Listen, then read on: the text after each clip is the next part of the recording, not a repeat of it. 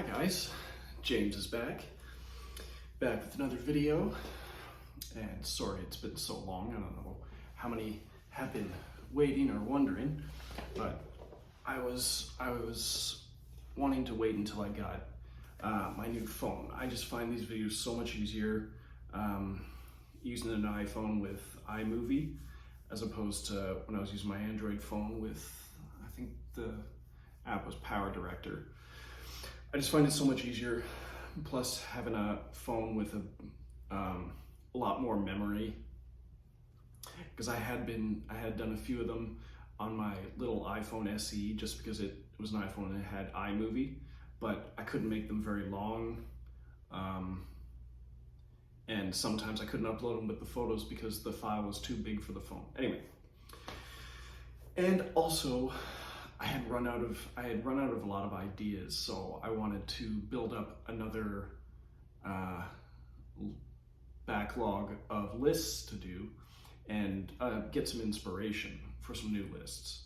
So without further ado, you clicked on the link, you already know that this is the top 10 theatrical cuts. And I'm still going to do the top 10 director's cuts part 2 that I mentioned a few months back. And what my goal was with this one, I originally was going to do just a top 10, because I had done the top 10 director's cuts, which had evolved from the top 10, a list of top 10 alternate cuts or extended cuts or whatever. I just decided to call it director's cuts. And what I was going to do was the top 10 worst alternate cuts or director's cuts, extended cuts. But I decided I wanted to keep things largely positive on my channel. Now, while I will say some negative things about certain movies, the list as a whole, I want to keep it as the top 10 best in my opinion. So this will be the top 10 theatrical cuts. And when I talk about the theatrical cuts, I may talk about why this is better because the extended cut of the director's cut, and why that wasn't good, in my opinion. Anyway, so starting off with number 10, we will go with Live Free or Die Hard.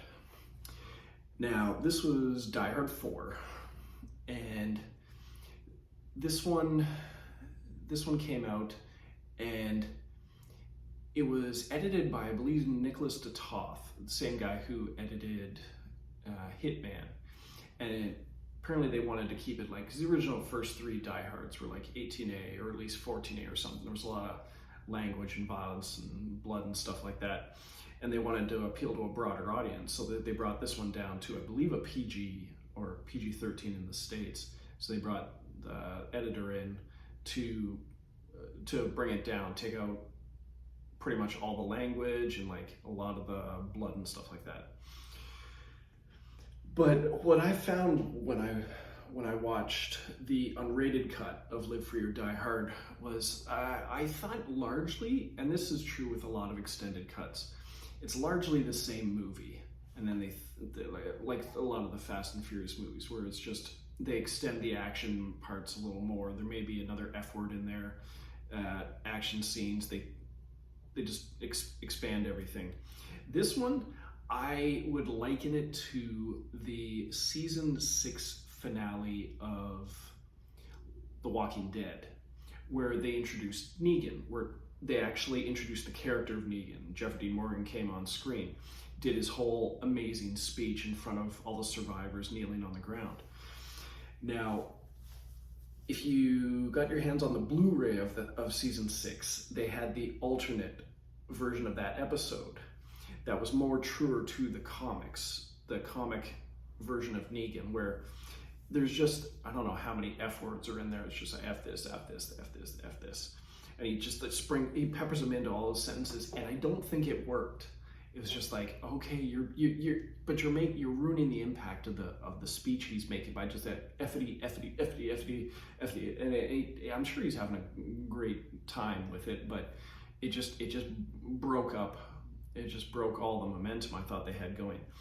And in Live Free or Die Hard, I thought the movie was great anyway, but they I didn't notice much difference in the action scenes, but they just threw in a bunch of F words that I don't think worked for the dialogue they had originally in the movie, or that we saw in the theater. So, that is Live Free or Die Hard. All right, number 9, we have Exorcist: The Beginning. Again, this is another part 4. This would be Exorcist 4. Now, it was originally directed by Paul Schrader, and when he delivered his cut of the movie to the studio, they hated it. He didn't make the movie they wanted him to make, with all the violence and blood and guts and gore and stuff like that. He wanted more of a psychological horror movie, and they got into a dispute and they fired him. They bring in Rennie Harlin, director of Die Hard 2, several other movies, and he doesn't think much of Paul Schrader's version. He's like, you know what, you're better off just reshooting the movie, start from scratch. And they said, great idea. So they gave him a bunch more money and the latitude to basically make the movie he wanted, and he reshot about 90% of what Paul Schrader had shot, and it comes out bombs. I saw it when it came out on DVD, and I thought it was great, and it had an awesome opening, which it was like a crusader coming over a battlefield, and he comes across this like battlefield that's just littered with bodies, but there's also a bunch of bodies that are all crucified upside down on crosses, and it's just like a very, very like disturbing shot, which I thought it was a great way to open the movie. And I thought the rest of the movie was great. And I haven't watched it in a long time. Sorry, I'm just going to hit this. And I thought the rest of the movie was great. But as I just said, it's been a long time since I watched it. But eventually, because of the critical and box office failure of it, they decided to go back to Paul Schrader and say, you can put out your version of the movie. I don't know if it said like, okay, we're wrong, you're right, put out your version of the movie. So he got to finish his version of the movie, sort of like what they eventually did with Zack Snyder's Justice League. And Paul Schrader puts out Dominion, prequel to The Exorcist. And I didn't really care for it. I mean, it's right, they're right, it was like more cerebral, psychological horror, but I really didn't prefer it. I preferred the content of Exorcist: The Beginning. Different actors. I liked the actors in Exorcist: The Beginning better than Dominion, prequel to The Exorcist. I thought it worked a lot better. So it was Exorcist: The Beginning.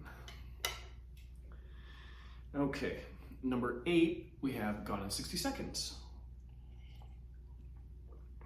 Love this movie. Nicolas Cage, Angelina Jolie, Giovanni Ribisi, Christopher Eccleston, directed by Dominic Sena.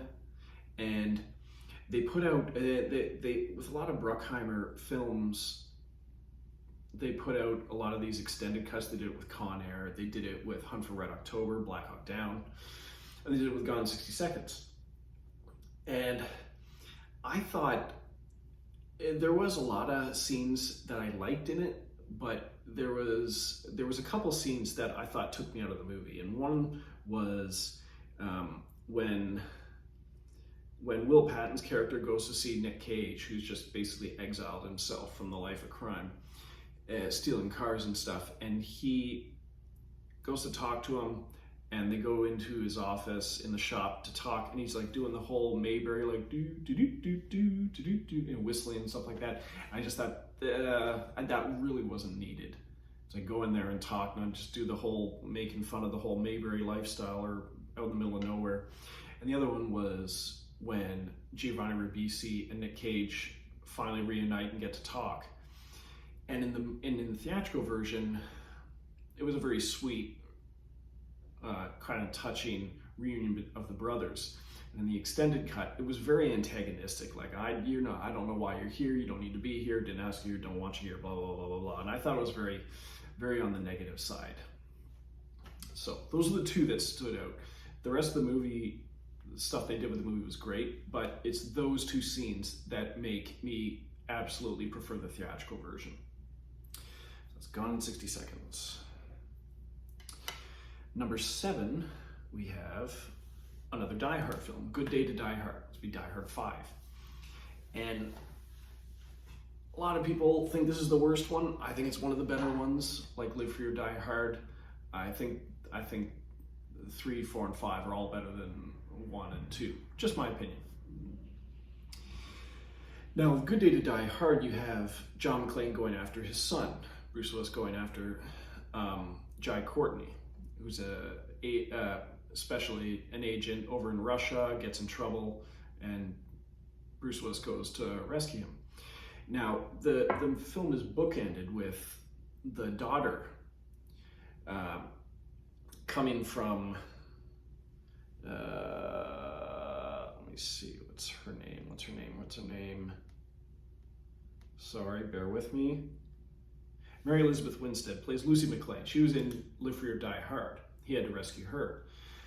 And in this one, he's rescuing his son, who doesn't really need help. But she drops him off at the airport for him to fly over to Russia. And at the end of the movie, the father and son come back and get reunited with the daughter. Now, in the extended cut, they alter the opening and alter the ending so that the daughter is cut completely out of the movie. Most of the movie in both versions is largely the same, but I liked that they connected Live Free or Die Hard to Good Day to Die Hard with the daughter. You get the whole family reunion kind of thing, except for the wife. And it just made it that much more of an enjoyable movie to me, because of how much I liked Live Free or Die Hard. All right, so that is Good Day to Die Hard. Number 6, we have a film called Sex Drive. It's one of those raunchy sex comedies that came out, and the theatrical version is hilarious. And if you manage to get your hands on the special edition DVD, the 2-disc DVD or Blu-ray, there's the alternate cut of the movie. And the directors come on screen right away and say, don't watch this if you haven't seen the theatrical version. Watch that one first. This one is just for fun. And they totally mean that. And it's totally true, because you watch the movie, and if you ever watch those line-o-ramas that are on all the Apatow films, where they just take a funny line, and then another version of it, and then another version of it for like 3 or 4 minutes, and they're just doing all these scenes where they throw in 5 or 6 versions of the same line. Well, in the alternate cut of Sex Drive, basically you'll be going into a scene and he'll do the line, and then he'll do another line and do another line. In the movie, they just keep repeating the lines, different versions of the lines, and they go on different takes, and there's goofs, and they break character and stuff like that. And it's entertaining, but it doesn't make for a complete movie experience, in my opinion. And that's basically because it's not exactly a movie. It's just a rough cut work print where they just threw everything in that you're supposed to take out. Not just like, oh, we hated to cut this out. No, you got to cut all that out, because there's the one line, not 7 times. So, Sex Drive. All right, number 5, we have Sin City, based on Frank Miller's graphic novels.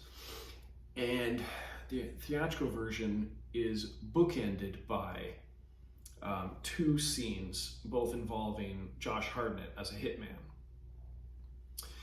And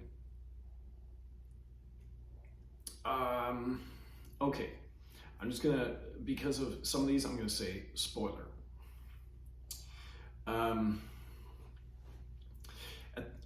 At the beginning of the movie, he kills someone, and at the end of the movie, it's implied that he kills someone. And it's a great way to open the movie, because that was the scene that Robert Rodriguez shot to pitch it to Frank Miller to get him to allow him to make the movie. And at the end of the movie, the hitman comes back to kill one of the girls who betrayed her friends in the movie. And it's a great way to open the movie, great way to end the movie. Awesome. Now, there's an alternate version on the big special edition where they take each, because it's like 4 different stories from 4 different graphic novels, and sometimes they cross over with similar characters, but you can watch each individual story on its own. And you get this story with Bruce Willis, this story with Mickey Rourke, this story with like Clive Owen, and a little story with Josh Hartnett. And it's like, yeah, this is great, because they're all expanded with extra footage and stuff. But then you watch the Josh Hartnett one, and it's basically the opening of the movie where he kills someone, and it goes right to the end of the movie where he's gonna kill someone. And it's just like, okay, that's the opening, that's the beginning and the end of the movie slammed together. No, they're supposed to be at the end for impact. Strong opening, strong closing. And it just doesn't work as back to back. As I said, like the expanded segments on their own are great, but you can't watch it as one long thing as you do in the regular theatrical version. Okay, number 4, we have 50 Shades of Grey. Now, I guess as a whole, all 3 of the movies I'm a big fan of, and all 3 of them have unrated extended versions. And for the most part, like 50 Shades Freed and 50 Shades Darker and 50 Shades Freed, I'm totally cool with the extended version. Great, no problem with it, just makes it better. With the 50 Shades of Grey, the 99% of the movie with the unrated stuff, fine, does make it better. The problem I have is with the ending. You get the end of the movie, they're breaking up, she's leaving. She gets on the elevator.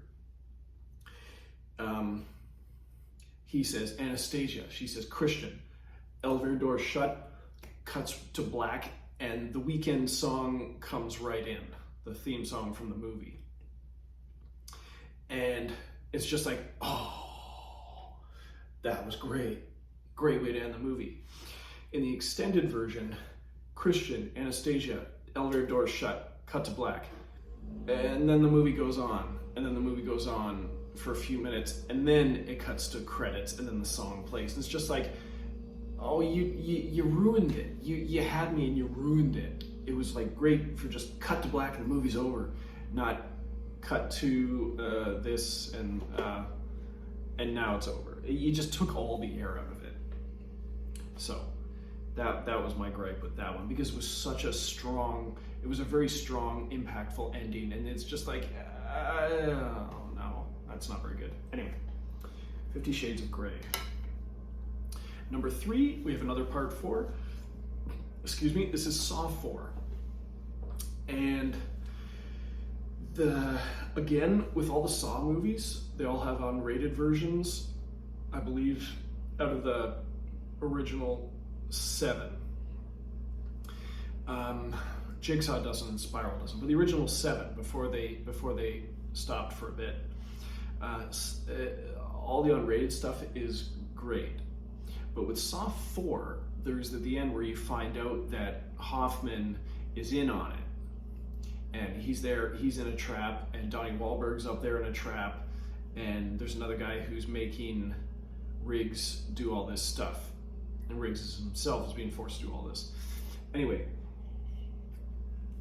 trap goes wrong. The guy who's forcing Riggs, again, being forced to force Riggs to do all this stuff, he dies because Riggs wants to finish what he started, save everyone. He dies. Trap springs, Donnie Wahlberg dies. And then you think Hoffman dies, who's tied up in like water all around him with electricity and stuff like that. And the thing goes down, you think he's gonna get electrocuted. And you see Riggs down, and then all of a sudden you see Hoffman is not dead, takes off his gag, gets up and walks over, and then he does the whole game over kind of speech thing at the end of the movie. That's at the end of all the Saw movies.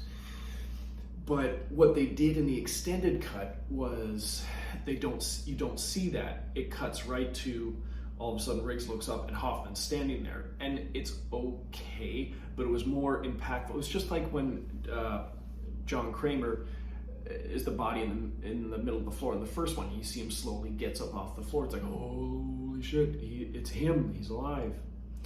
And in this one, it's just like, oh my God, he's the bad guy taking off his gag. And I just thought it was just, I liked that part, and I didn't like the lack of it. In addition, there was almost always a cool song that played during the credits. And there was a good song that played during the credits. Not the best one, but a good one. And let me see.